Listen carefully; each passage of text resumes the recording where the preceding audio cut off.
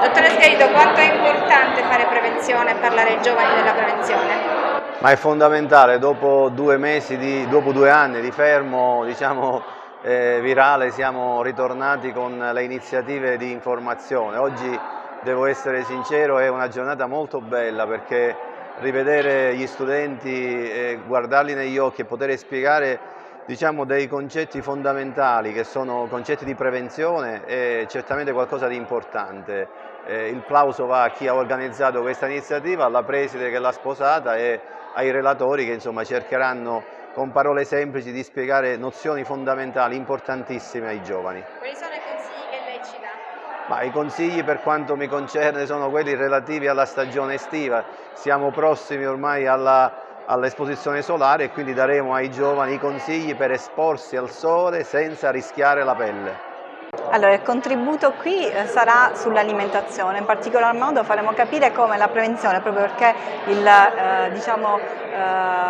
lo scopo principale di questa giornata è prevenzione. La prevenzione passa per prima cosa dalla nostra tavola e quindi faremo capire ai giovani cosa mangiare, quali sono gli alimenti che fanno bene e tra virgolette quelli che fanno un po' meno bene. Ringrazio la dottoressa Katiuscia Amato per avermi invitato e i Lions per questa bella giornata.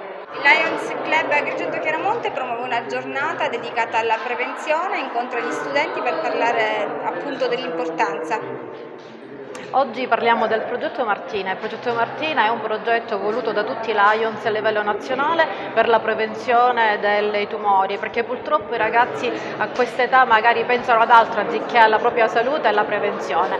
Una prevenzione e comunque una diagnosi precoce può salvare la vita. Ecco il messaggio che oggi il Lions Club Agrigento Chiaramonte, che presiedo, vuole dare al liceo classico musicale Empedocle. Il Lions, chi sono i Lions? I Lions è un'associazione che nasce nel 1917 su iniziativa di imprenditori americani.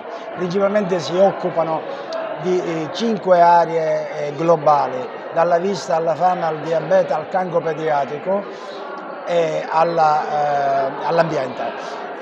Oggi siamo qui al liceo classico Empedocle di Agrigento per parlare con i ragazzi di prevenzione oncologica. Il nome Progetto Martina viene fuori da una ragazza che si chiamava Martina, che ha lasciato una sorta di testamento ai propri genitori, quello di divulgare presso i ragazzi la prevenzione oncologica, perché già in età adolescenziale potrebbero manifestarsi dei problemi che poi alla lunga possono sfociare chiaramente in malattia in cancro, chiaramente, malattia ben più importante.